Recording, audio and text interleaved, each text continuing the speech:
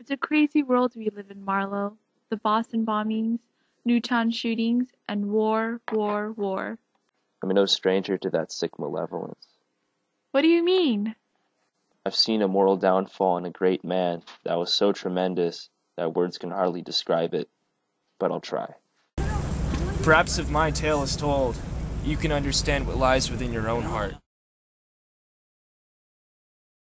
I don't want to bother you much with what happened to me personally, yet to understand the effect of it on me, you ought to know how I got there, what I saw, and how I went up that river to the place where I first met the poor chap.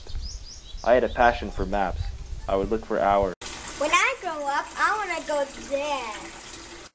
There was a big mighty river that you could see on the map, resembling an immense snake uncoiled, with its head in the sea and its tail lost in the depths of the land. The snake had charmed me, and because of this, I was determined to start my adventure.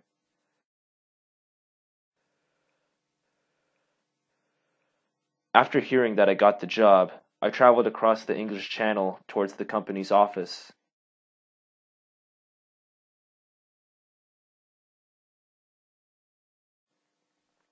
An eerie feeling came over me as I walked by and left the company, never to return. I felt as though instead of going to the center of a continent, I were about to set off for the center of the earth. For a second I thought she was some kind of apparition, but I was actually wrong. Everything else in the station was completely chaotic and filthy, but for some reason she was orderly and clean. I just didn't get it. Oh hi, you must be Marlowe. In the interior you no doubt meet Mr. Curts, the first-class agent who puts in as much IRB as all the others put together. If you do see him, tell him from me that everything here is very satisfactory. She returned back to finish her work, and in the great demoralization of the land, she still continued to keep up her appearance. My first interview with the manager was curious. She was commonplace in complexion, in feature, in manners, and in voice. She inspired uneasiness. That was it, uneasiness, and was a chattering idiot. This situation is indeed very grave, very grave. Mr. Curts is the best agent I've ever had, an exceptional man of the greatest importance. Oh my god, I'm so sorry, Marla, I'm so sorry. It's just very uneasy and oh my goodness, the papers. I was very hungry and she just kept on talking. I was getting savage too.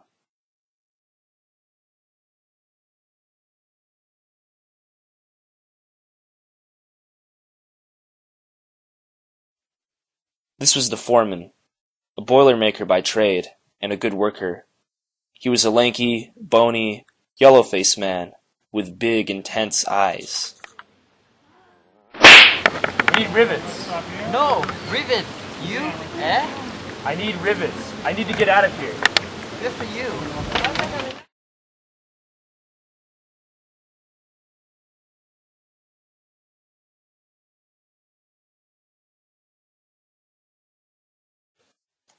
We stopped, and the silence driven away by the stamping of our feet flowed back again from the recesses of the land.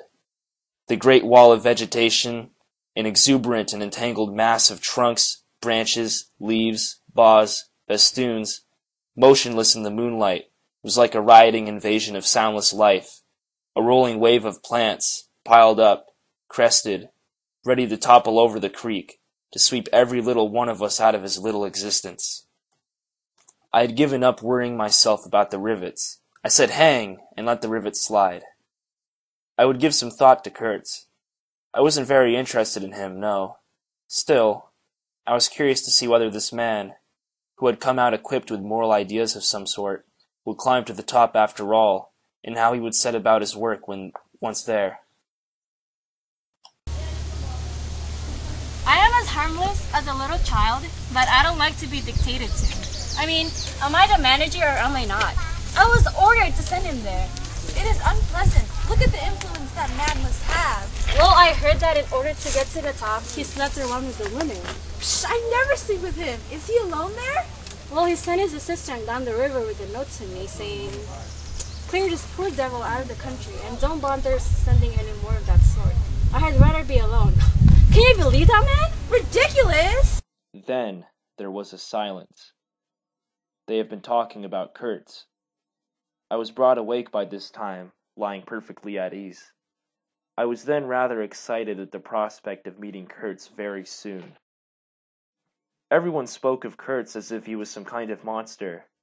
I, however, could not wait to meet this man shrouded in mystery, and so I continued my journey.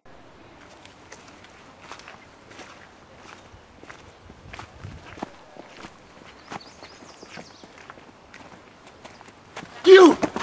Take us away, quick, quick! I tell you! I looked at him, lost in astonishment. He made me see things! Things! He wanted to shoot me one day, but I don't trust him. Shoot you? Why? What for? He declared he would shoot me unless I gave him a small amount of ivory. And there's nothing on earth to prevent him from killing me. You shouldn't have heard him say, my ivory!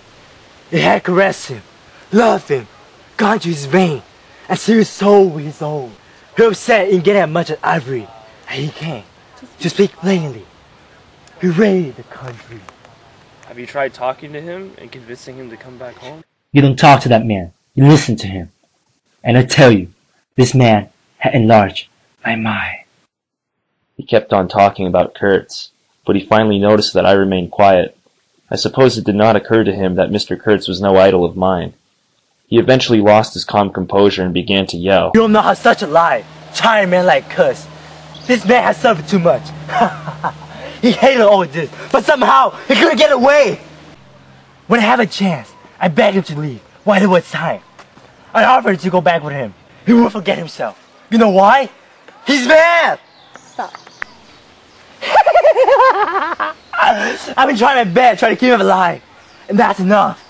I haven't slept in 10 nights. I don't understand! I've been trying my best, trying to keep him alive. He was shamefully ashamed of badly. Shamefully. Curts. Curts. That means short in German, doesn't it? Well, the name was as true as everything else in life. And death. The way he looked. It was as though an animated image of death carved out of old ivory had been shaking its hand menacingly at a motionless crowd of men made of dark and glittering bronze. I saw him open his mouth wide. It was as though he had wanted to swallow all the air, all the earth. I am glad. All the men before him. Somebody had been writing to him about me. The volume of tone he emitted without effort, almost without the trouble of moving his lips, it just amazed me. A voice. A voice. It was grave, profound, vibrating, while the man did not seem capable of a whisper.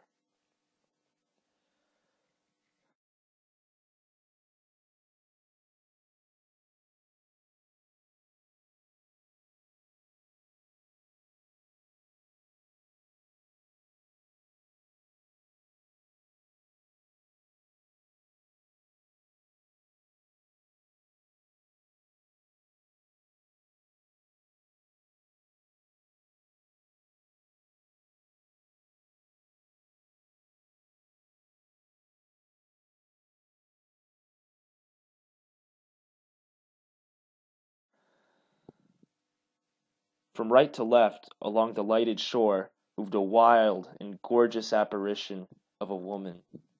She was savage and superb, wild-eyed and magnificent. On her neck, bizarre things, charms, gifts of witchmen that hung about her, glittered and trembled at every step. She must have had the value of several elephant tusks upon her. End scene 6, Marlowe narration.